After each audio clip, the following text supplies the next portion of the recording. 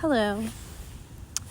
So today I'm actually not exactly sure how this is going to go. I wrote some things down, and right as I was about to start recording, like 4 horns, I'm outside, so if you hear noises, just know that is most likely going to happen. So like 4 horns went off. It was quite literally like as I was about to push record. And I heard the song Off to the Races from Lana Del Rey. And as I was setting the container and doing a little intention and clearing, I started to smell like an egg and cheese sandwich, like a breakfast sandwich, almost like specifically the type from like, which I haven't even been around in years, but like either like Dunkin' Donuts or Wawa, like one of those like fast food breakfast, like egg and cheese croissant type things. So that could be relevant. And so I just wanted to share that because they both came through like very strongly. So as I was falling asleep last night, I was reminded of the back of the neck and the energetic connection to that, what most of us, I suppose, would call a chakra point. And normally when I have an insight, I write it down. But I had already, I turned my phone off because I wanted to sleep without an electromagnetic interference. So I said, you know what, if it's meant for me to talk about this, like I was, setting an intention to be reminded of it when I woke up. And so right when I opened my computer today, I was reminded. And so I started to write down a mixture of like keynotes of my own experiences with this point, the chakra point, and I was guided to do a little bit of external research just to see what else kind of shows up. That I always set my intentions when I research something to, be aligned with my highest resonance. So if I start to read into something, like I kind of wait for a kinesthetic response, like my body will kind of either get chills or clairsentiently I'll feel something. My ears might ring. There's different ways of doing this. So yeah, I just for some reason was guided to share the process. So I set the intentions to just let whatever wants to come through like weave together and for the highest good. And so with this back of neck chakra point, what started to come up when I was sitting with it, the last few videos that I did, I believe neck stiffness or just the idea of doing neck rolls and different ways to take care of the neck was coming up. And I remember a couple years back, maybe 4 or 5 years ago, more like 4 years ago, when I had my first, I suppose, remembrance of the chakra point at the back of the neck. I remember sitting in my living room at the time and doing a guided journey, and I felt like I was taken to, I suppose, what we would call like the mists of Avalon. Now there's so much talk about it being a mythological experience, and so with that I just invite you to tune into yourself and see what comes through also. And so with that, I keep saying with that and with that I recorded my experience at the time, but it just took me back of remembering that I was in acupuncture during that time, and my neck was I was feeling so much like strain on my neck. And so then I started to dive deeper, and that's when I remember learning about the chakra on the back of the neck. And when I looked it up today, I wrote down a few things that coincided with what I remember experiencing a few years back when I went through this self-guided journey that I did, as well as how it connects to the Mists of Avalon and what was the connection there. So yeah, the back of the neck, they call it's been called the spiritual gateway, also known as the Zeal, Zeal chakra. That's the first time I ever heard the Zeal name for it, but I've heard of it as the spiritual gateway. And I've even heard, some people talk about the idea of the soul like leaving and coming through the back of the neck. And so there's another another name that was given to it that some people allegedly use as the Alta Major, a multidimensional energetic doorway. And like in ancient Egyptian culture, it was associated with the Atlas bone, which was also known for accessing a gateway to higher consciousness, which leads to the Mists of Avalon. And so, yeah, with all that, the Atlas bone also, it's the first of the 7 vertebrae that supports the weight of the skull, and the name is derived from Greek mythology of being Atlas, who is known to support the heavens. And so, these are just like a few things that I felt would round out some of the connections. And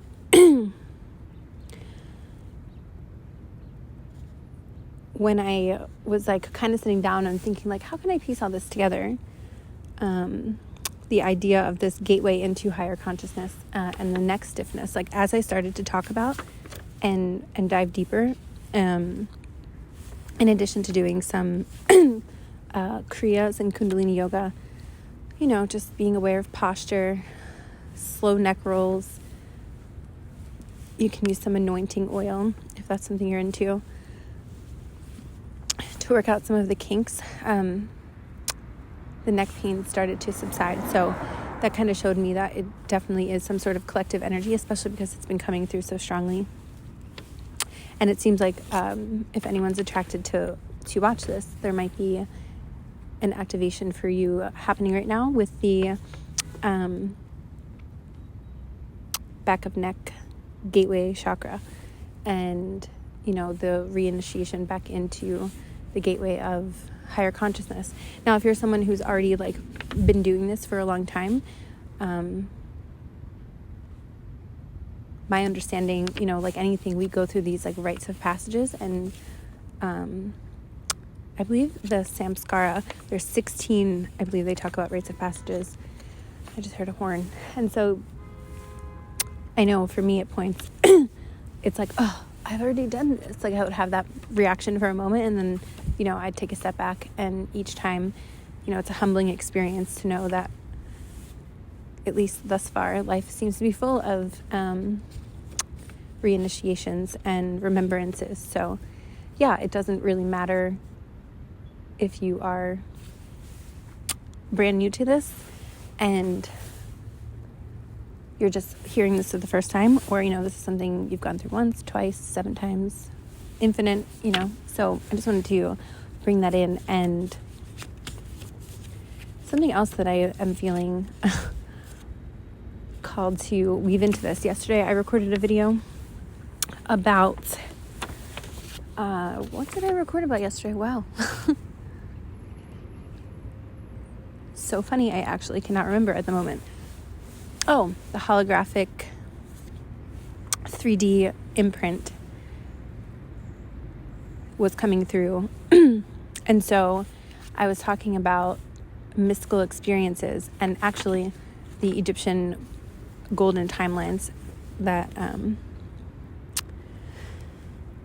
sort of popped in. And of course, the Atlas bone being associated with the ancient Egyptian culture and honoring I was talking about how at points in ancient Egypt, they were known for revering the mundane and sort of allowing the mystical experiences to weave in, and not really seeking.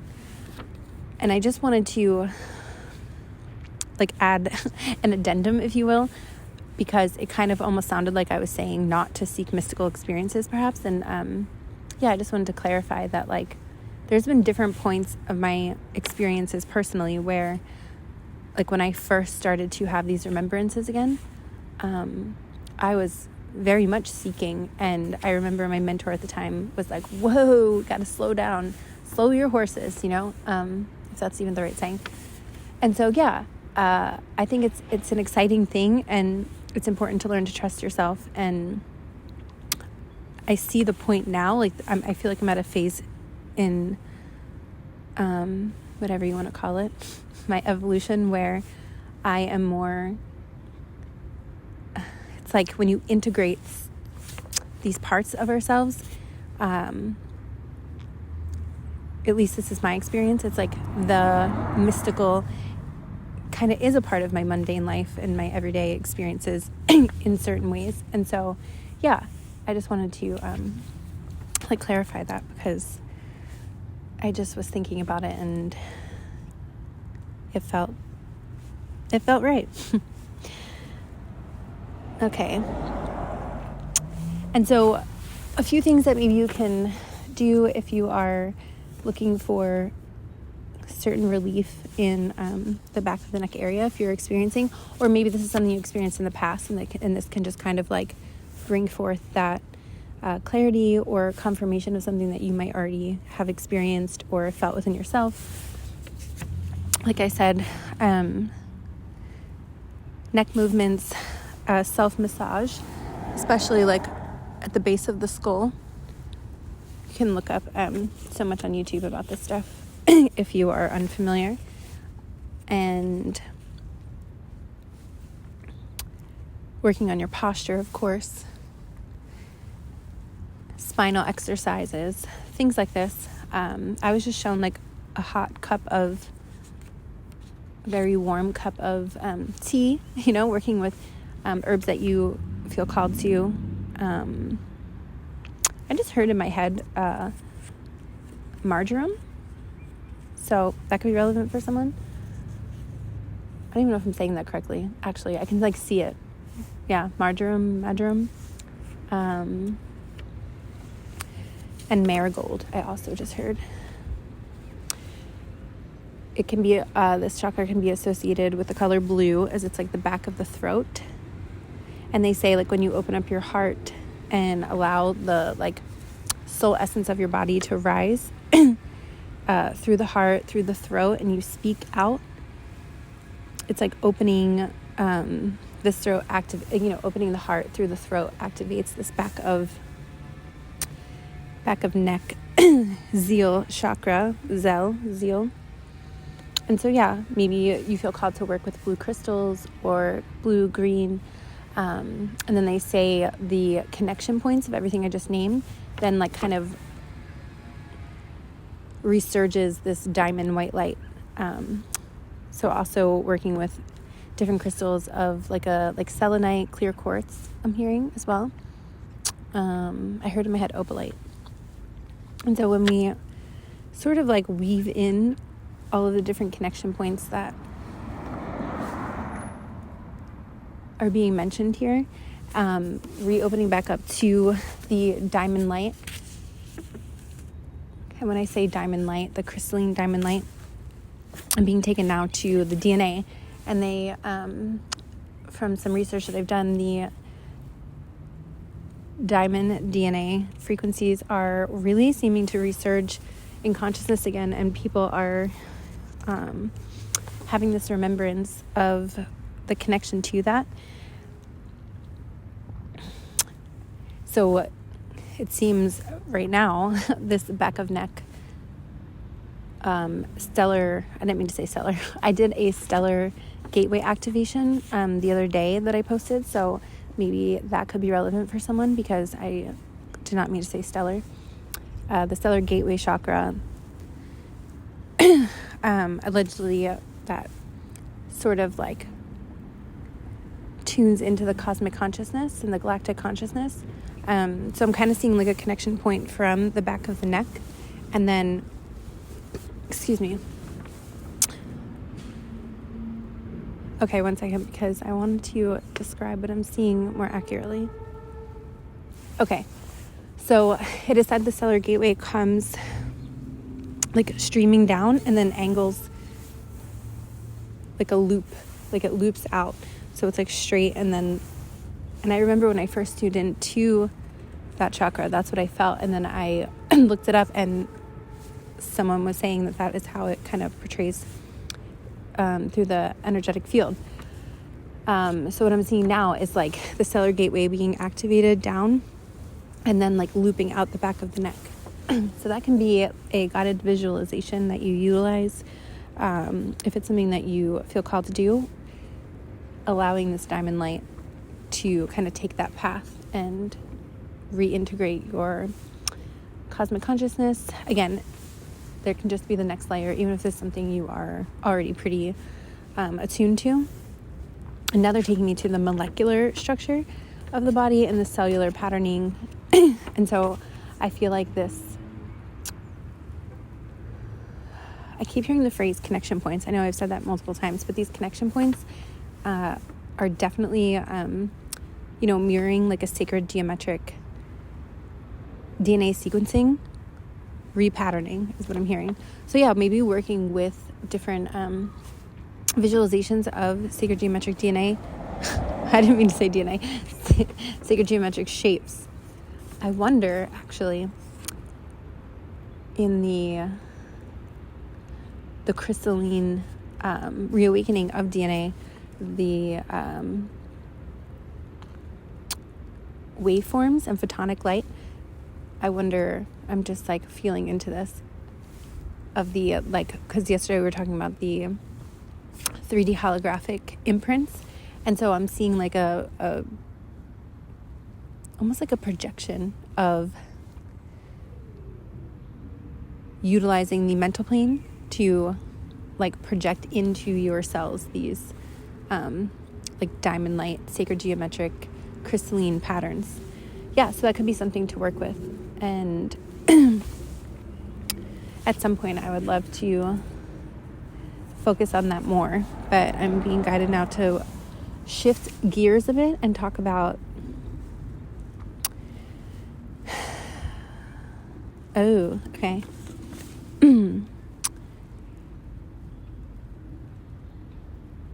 The Mists of Avalon again, and how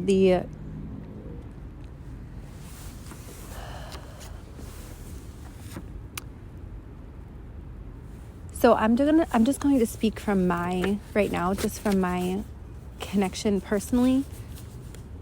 And then, there are so many, we live in the digital world, where it's amazing. People are writing and sharing. So I don't want this to be so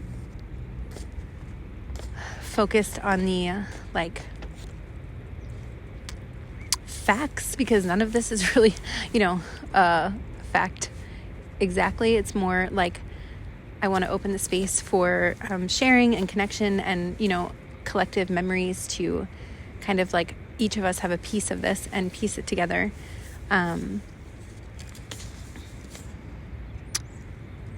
Yeah, so I remember when I was tuning into this gateway, back of neck chakra point a couple years ago. I remember I was talking about my experience, and it sort of felt like I was taken in these tunnels, like underground tunnels, and connecting in with the priests and priestesses of the Rose-Ray lineage is one phrase that is coming to mind. I've mentioned them before, and I've heard a lot of people talk about them. So of course we each have our special connection to it, and it might come through a little differently for each of us. So I just invite you in this moment to, you know, if you've already connected, you can absolutely bring forth your own knowing. And if not, then I invite you to maybe just set that intention to see what comes up for you.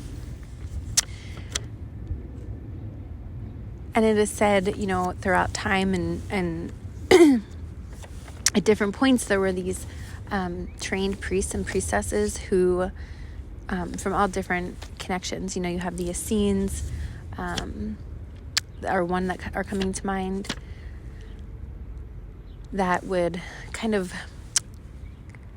keep these ancient knowings of, you know, our physical vessel, of spiritual teachings, and ascension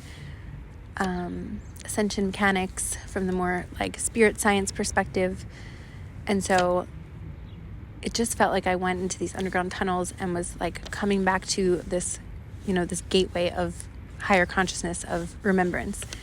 And when the Mists of Avalon kind of came through, and I keep saying Mists of Avalon because once I started to, over the years, really tune into this, some things would come through dream time, that would give me different phrases to then, you know, dive deeper, whether it's in meditation, research, sessions with people, receiving sessions.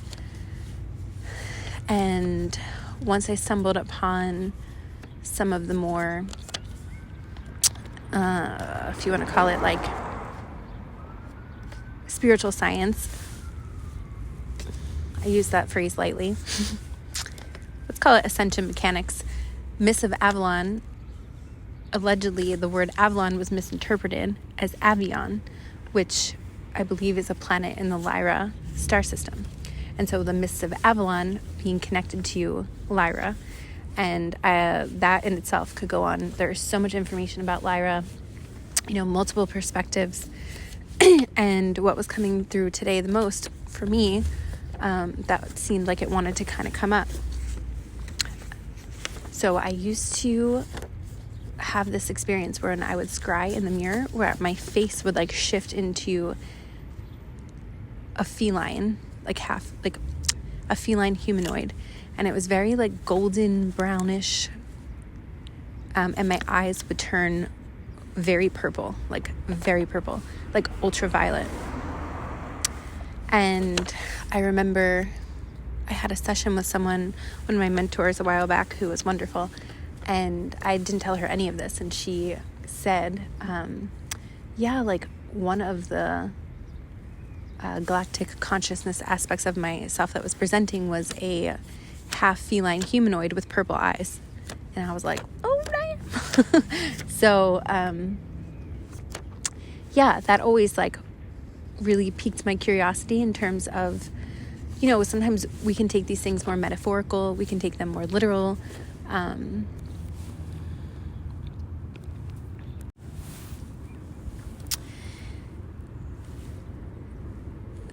Basically what I'm trying to say is I'm coming at this from a very like personal note, as well as easing back in that gateway of higher realms and remembering our multidimensionality and exploring that, and trying to take an approach of allowing our, you know, our own inner knowing to like bloom and then connect with each other and kind of see what's going on there.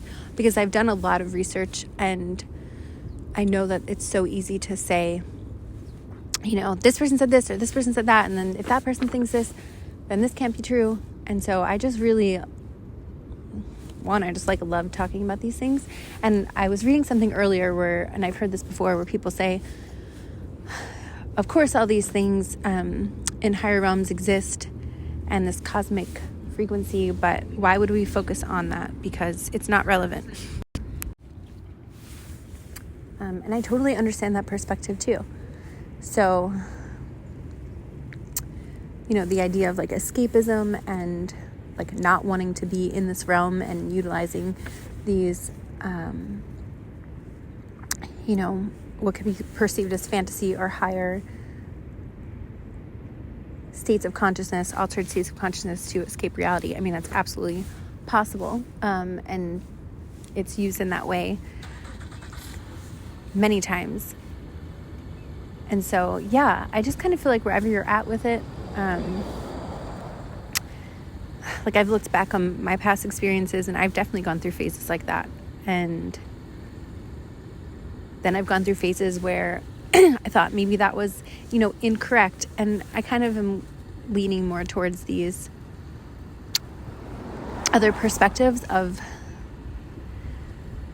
like rites of passage, rites of initiation. And I remember I had this experience with an Ayurvedic doctor a couple years back, and he basically called me a new age moron, and that like what I was focusing on was completely like out of touch with reality. I don't even know how we started talking about this stuff. I barely even told him much. I think because he was asking me about my perspective on my physical body, because he had like a 50 questionnaire thing I had to fill out. And he came from the very traditional Vedic teachings, and the idea of like consciousness and our perspective of consciousness, to me anyway, and others that I have looked into, it's like it depends on what evolutionary cycle humans are at and the earth is at, and the different gateways and energetic stargates, when they're open, when they're closed, and where the cosmos are being aligned, and what frequencies are pulsating through. And so I really do feel like each individual person, expression of that that, if you want to call it source light, I just really feel like it's up to the individual to learn and understand their own individual Akash and sort of navigate that way.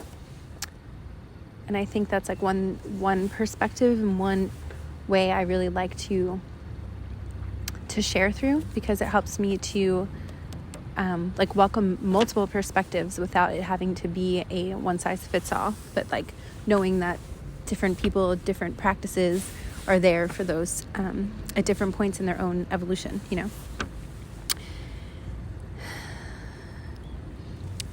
And so back to the Mists of Avalon and the Avion, alleged mistranslation into Avalon. So when I tuned into that frequency and started to, kind of meditate in that, and then being led to different readings and writings about that, to me it seemed like, of course, a rite of passage, a remembrance of a specific level of consciousness, certain activated strands of DNA, where sure, it could have been like a point in time in this Earth's evolution, is what I kind of feel from my own experiences, where there were these kind of like dissolving veil, like the veil was more dissolved, and like these frequencies of elementals, the Fae, F-A-E, fairy, and yeah, these like fairy DNA lineages were kind of myths, right? Like things were less dense, and the worlds were more vibrationally aligned. And I'm hearing that word in my head, changeling, like where people talk about a changeling being, a baby switched from the fairy world and taken, human fairy switch. And so like, yeah, it's the idea that like this earth wasn't always so dense, and everything leaves an energetic imprint, even if we can't perceive it in this moment. And so it's not that these points necessarily go away. They're still able to be reached from, an energetic imprint. Enter in, that's the etheric records, the living library, the Akashic records, and the what are now coming through for me, the Dora Torah plates, and understanding these points in time that we can, go within and connect. And then, of course, the idea of being a realm bridger. I write that somewhere in one of my online posts, because to me that has been one of the more steady things that comes through, is like why I love to traverse all these different realms and learn so much about these remembrances, is to like reintegrate them back into my auric field, my consciousness, my cellular DNA, and co-create with that in this new expression, And so those of us that are called to these themes and these topics, I feel like that's what we're doing. We are bridging realms and co-creating, and whether you feel called to 1, 2, 10, 1,000 different realms, dimensions, points on Earth, other planets, the nebula. I love connecting with the nebula and nebula, and something that keeps coming through is the nebula network, and I plan to do a video about that, but I just kind of wanted to talk about it today because they say there was a point on Earth's history, evolution, where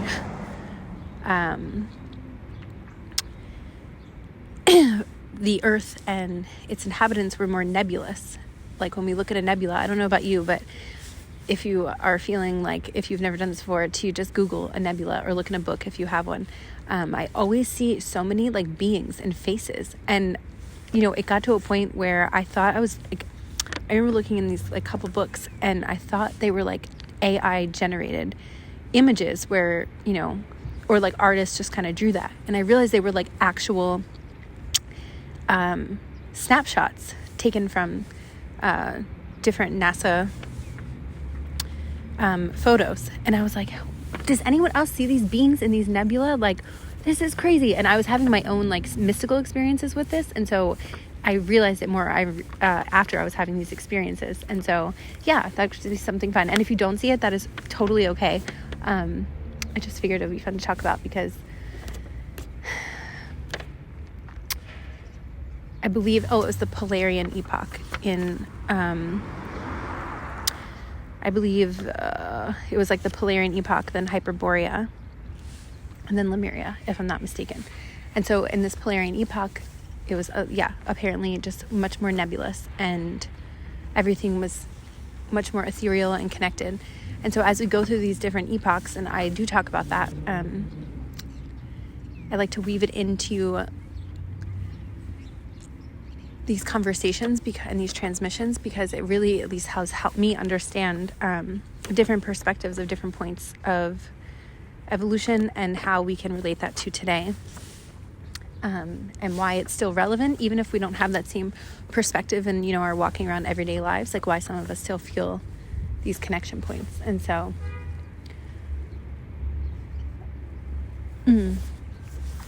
so the Mist of Avalon, to me, being this like excuse me I heard it may have photonic light, and so working with the photonic light and the crystalline light frequencies of sort of like amplifying the bridging of these experiences to assist in I'm hearing like ease of flow. And I just wanted to pause for a moment.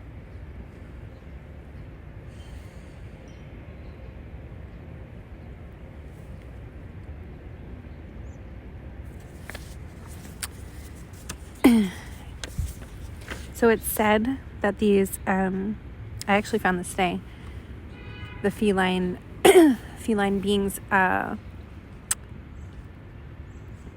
They are like allegedly called the URMA, URMAH. And so if you've heard of that before,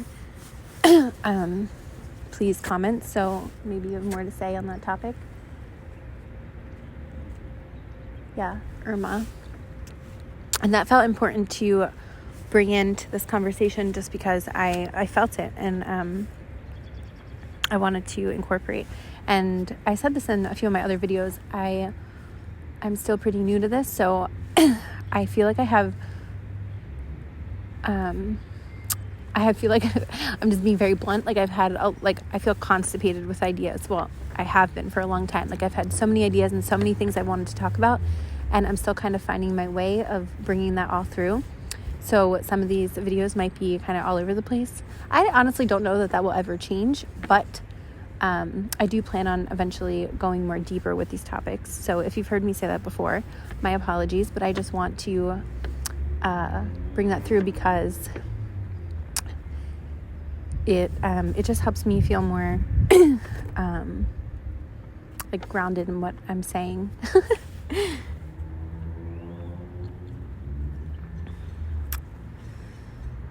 And back to the nebula network, that is something, a phrase that kept coming through for me the last few months. And I've been connecting with the nebula for a while. So the Ring Nebula, connected to the Lyra Vega, the Lyra Vega systems, that felt really relevant today. And there's a lot of different stuff out there, like I said, about some of the infiltrations that happen to the planet Lyra, and these collective wounds that people feel, and trauma that have these memories of Lyra. And so the Ring Nebula, what I'm kind of feeling right now, there's also I'm seeing a harp, and I know that I cannot remember the name of it right now, but I believe that there's also another planet, Lyre, Lyre, and it's a harp. I guess it's a constellation. That feels relevant as well. So yeah, maybe tuning into the nebula consciousness, if that is something you feel called to do, maybe can help ease any of some of these, soul wound memories. And even if it's not something that you maybe directly feel like you experienced, but you feel maybe called to transmit some of these frequencies through for the collective, that's also an invitation I'm hearing. And if you're already doing that, I'm hearing thank you, and to keep going and allow this evolution of remembrance to not keep I'm hearing the word rigidity. So maybe some of you have been doing this for a while and you're very you have your way of doing things. I'm hearing it might be time for you to kind of be more nebulous in your approach. I know it's kind of corny, but that's what I heard. And a little bit more free flowing. And I heard you can take the opposite of that too. If you're someone who maybe is very nebulous in your approach, you might want to have some more of the grounding, loose structure implemented. That just seemed like a little side message that wanted to come in. Now I'm being taken to the, it's funny because I was going to say I'm being taken to the grid structures and the earth grids and the organic grid specifically. And I wasn't planning on talking about any of this. So, I'm not generally someone who plans. I usually just kind of open the frequency channel and allow it wants to come through. But with these videos, I've been trying to at least have, some stuff written down. And anyway, I just want to say thanks for bearing with me as I navigate through this and kind of free flow. So what the grids, what I'm being shown now, and these energetic stargates, going back to the beginning, we were talking about the back of the neck and the different connection points. It's kind of I just got chills on my legs. continuing to work through the physical vessel and grounding in these crystalline DNA activations, rites of passages. For those of us who feel called to do grid work and connect with the different layers of this planet that we live on, the Gaia consciousness, whether it's connecting with Gaia at different evolutionary points, in different dimensions, the multiple dimensions of, Earth's, like the Venusian sphere in anthroposophy, the higher realms. Just know that all of this is showing me like I'm hearing in my head Claircartography. So like clear mapping. Clair means clear in French. So like, people talk about the clairs, like clairsentience, clairvoyance. It's like Claircartography. So you are clearly mapping and connecting these points within your own memories and cellular structure. And it's like slingshotting this view of the a map of the cosmos and the remembrance to these gateways of cosmic consciousness, and then bringing it back into the physical body. And so there's a lot of shifting and change, and sometimes appearing stagnation and fast, slow.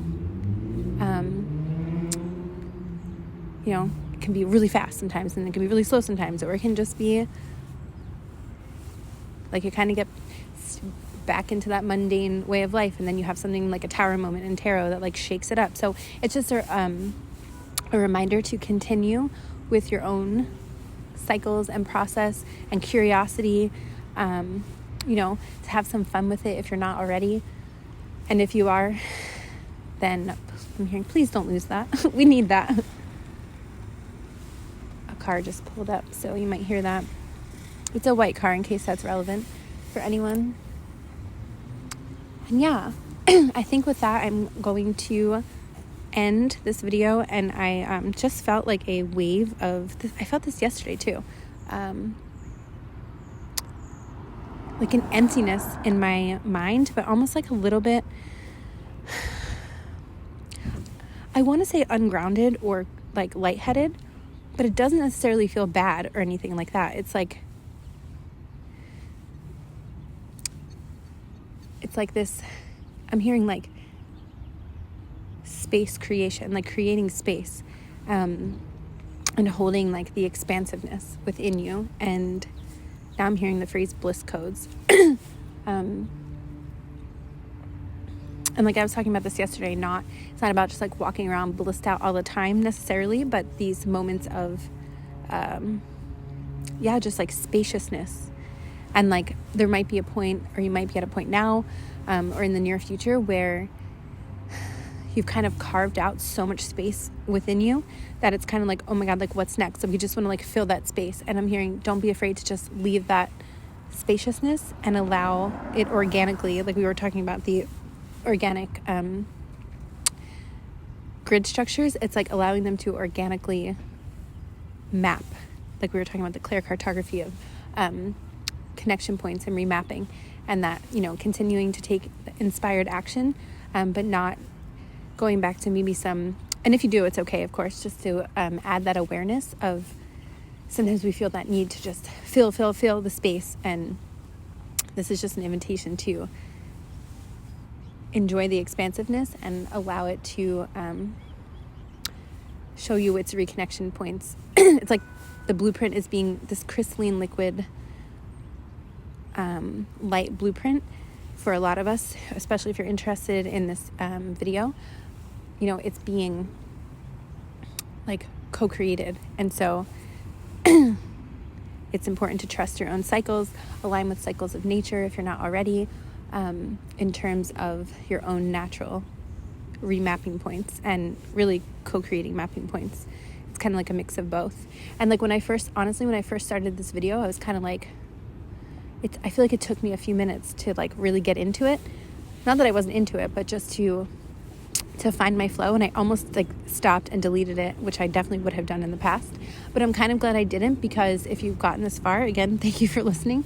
I feel like it really did kind of weave together even better in terms of like what I had written down, and I was kind of like using the paper in the beginning as a crutch, which is not something I usually do. And so that in itself could just be a message of trusting yourself more. And I know that's absolutely something I've been working with for a long time now. And yeah, I'm actually being guided to just do a little like invitation to close your eyes, or you can keep one eye open, just to ground some of this. And we're just going to ask a stream of diamond light, like we were talking about, and all of our cells, to just take your awareness onto your cells, and just imagine like each one, infinite amount of cells, just starting to spin clockwise and to slowly open in the center, and just to feel this diamond white light permeating through each individual cell into the tissue, creating this Claircartography map, this clear map of diamond light, of clarity,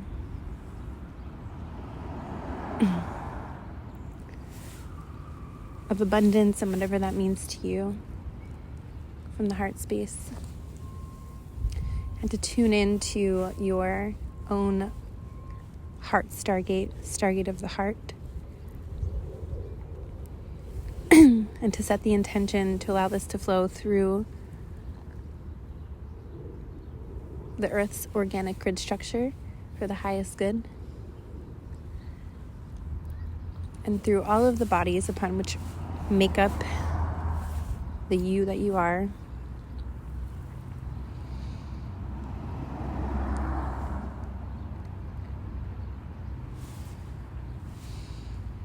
And just to take a breath in, and to imagine yourself nice, grounded in your body. Maybe you want to drink some more water today, a little extra water. Eat a nice piece of something nourishing and warm, or a piece of chocolate, something to ground yourself in your body. And yeah, that's all for today. Thank you.